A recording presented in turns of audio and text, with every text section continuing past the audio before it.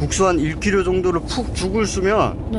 한 7식구가 앉아서 먹는 거예요. 이제 목격을 했어요. 그러니까 너무 가슴이 아픈 거예요. 그래가지고 아 내가 뭘 그럼 도와줘야 되겠냐 하니까 중국만 넘겨보내달래요.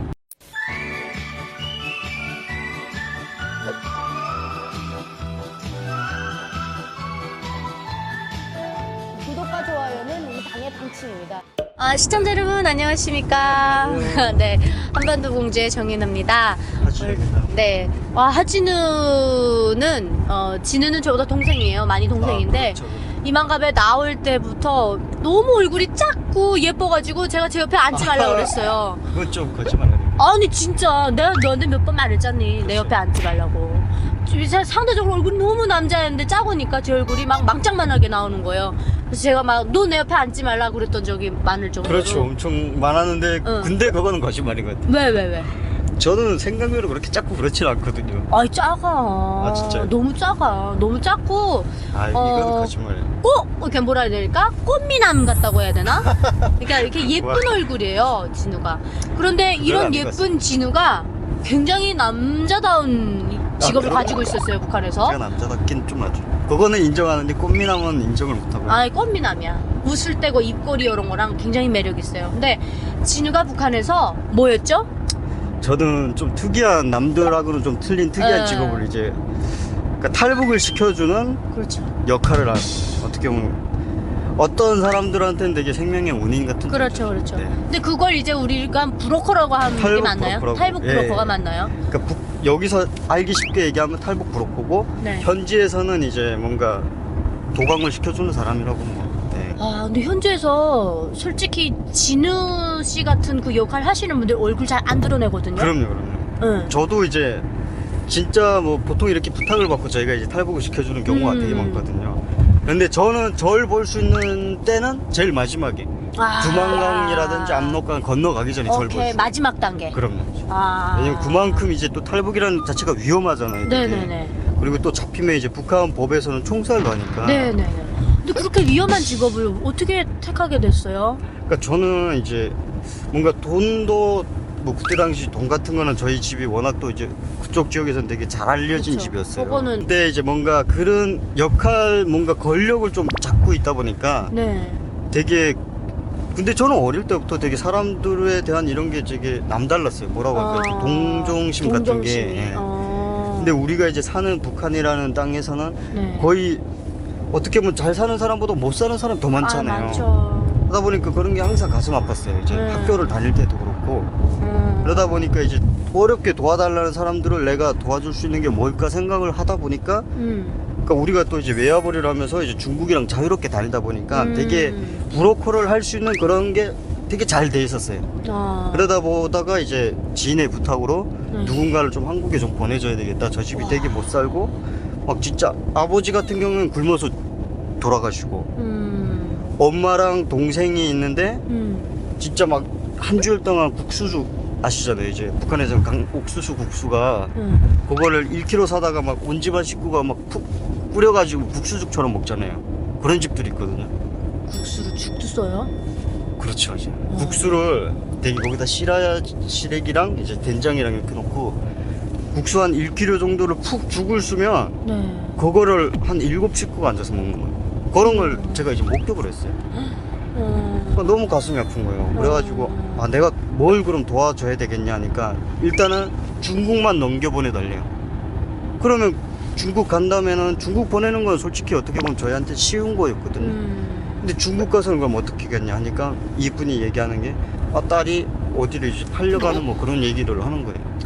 되게 막 눈물이 나더라고요. 거기서 이제 내가 막 눈물을 흘리면서 울다가 생각한 게 그러니까 저는 이제 한국이랑 이렇게 오가고 이런 걸 되게 알았어요. 왜냐면 이제 우리가 중국 대방들이랑 전화를 많이 하다 보니까 한국을 갈 수 있다는 그런 걸 알았거든요. 예전부터. 네.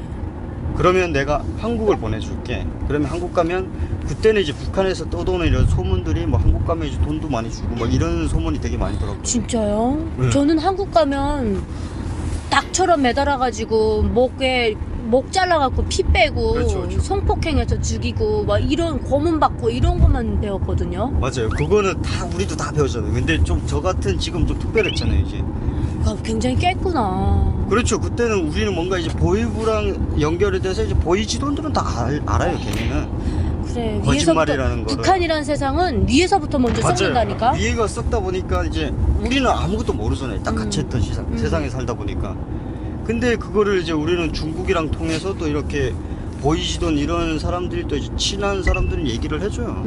그러면 그 아까 강냉이 국수 죽을 먹던 집을 처음으로 처음으로 탈북시켜. 탈북시켜줬죠, 제가. 아, 그러면서 뭔가 내가 할 수 있는 뭔가를 찾았다는 생각이 들더라고요. 아, 굉장히 그게 좀 보람이 있었나 봐요. 그렇죠, 누구를 이제. 구조했다라는. 뭔가 그때 당시에는 내가 이런 걸 몰랐는데 누군가를 내가 이렇게 도와줬다는 것 자체가. 근데 저희는 저희 집안 자체가 되게 엄마도 되게 착하시고 아빠도 되게 착하거든요. 난 그래서 궁금한 거예요. 왜냐면 진우 씨 집안은 아빠가 어쨌든 당중앙 쪽에 외화벌이 라인이랑 손을 잡고 일을 할 정도면 토대가 굉장히 좋았을 거란 말이에요. 저희가 근데 토대는 그렇게 안 좋았어요. 토대는 안 좋았는데 돈 벌어주는 것만 한 거네요. 그렇죠. 나라에다 오케이. 지원을 되게 많이 했어요. 그러면 진우 씨는 어려서부터 충성심이나 뭐 이런 건 좀 있었나요? 아니면 저는 없었죠. 그러니까 이런 직업을 택한다니까. 왜냐면 이게 말하자면 반역자예요. 이런 그렇죠, 사람들 그렇죠. 걸리면 공개 총살 당해요. 근데 저는 어릴 때는 좀 충성심이란 것보다는 이제 의무적으로 우리가 이제 학교 가서 네. 배우고 이러잖아요. 아니 그러니까 내 말은 진우가 그런 일을 했어요. 네. 근데 나는 북한에 있을 때 장마당 갔다가 그 공개 재판하는 걸 봤댔어요. 맞아요. 저도 봤어요. 근데 인신매매라 그러면서 총살은. 이렇게 또 북한 사람들 탈북을 도와주는 사람들을 앞에다 세워놓고 맞아요, 맞아요. 그 데스 페널티, 그러니까 그 센텐스가 네. 판결이 뭐로 나왔냐면 공개 총살로 나왔었어요. 맞아요. 그런 거 되게 많죠. 그런 거에 혹시 내가 그렇게 될 수도 있다 두렵진 않았어요? 많았죠, 이제. 많다 보니까 더 이제 안전하게 내가 사람들을 보내줘야 되고, 그리고 뭔가 그때 당시에는 오히려 이게 사람을 누군가에 의해서 이제 그 사람한테 내가 생명의 은인이 되잖아요. 뭐 다시는 안 볼 수도 있지만, 근데 그런 게 뭔가 내 마음속에 그래도 난 사람을 살렸으니까 내가 사는 것보다 되게 많은 사람을 살렸잖아요. 네. 그러니까 이거는 진짜 거짓말 아니고 제가 그때부터 그런 생각을 하고 있었던 거예요. 그러면 그 국수집은 죽 먹던 집은 한국에 무사히 왔나요? 네. 오. 거기에 그분들은 지금도 제가 연락을 하고 있는데 잘 됐다. 어떻게 보니까 저한테는 이치 안 지는 사람이거든요. 처음이니까. 처음이고 또 그리고 되게 여기 와서 되게 이제 따님분은 대학교도 다니고 성신여대. 여대도 다니고 되게 정착을 되게 잘 하시고 계시고 잘 됐다. 온 가족이 다 성공했어요? 엄마랑 따님만. 성공. 네. 엄마 딸만. 그리고 중간에 좀 그런 이제 동생은 좀 아직 북한에 계시고. 그러면 이제 또 저는 궁금한 게 저는 이런 게 너무 궁금해요. 저희 집은 자강도잖아요. 그렇죠. 네. 진우 씨 한계에서 네. 어디까지는 나가나요? 저는 순천까지 가봤어요. 순천? 네, 네, 네, 평안남도인가? 남도죠. 네. 순천까지 가서 사람을 데려와 봤어요. 그러면 평양이나 네. 평양 자강도 이런 지역은 이제 못 들어가잖아요. 잘. 그렇죠. 못 그럼 들어가죠. 시도를 안 하나요?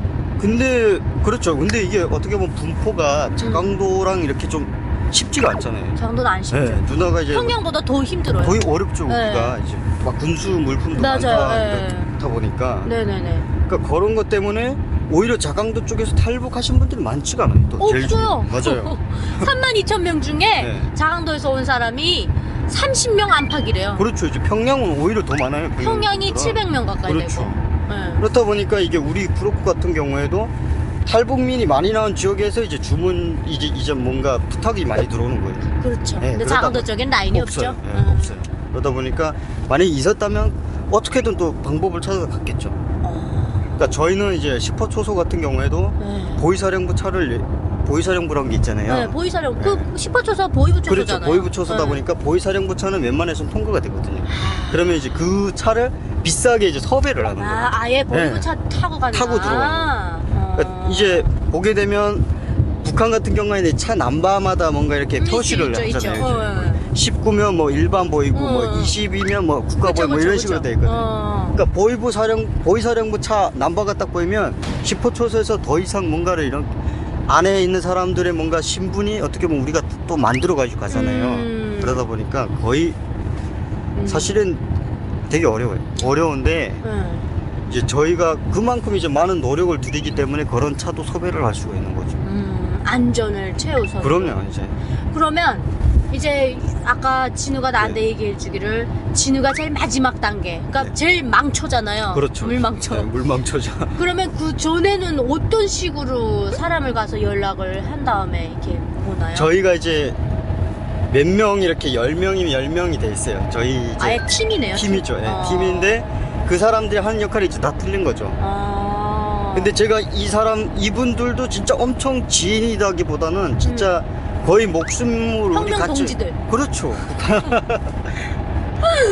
이야. 그러니까 누가 한 명 잡혀서 불면 다 같이 죽는 이런 거다 보니까 되게 그 사람들의 역할이 다 틀려요.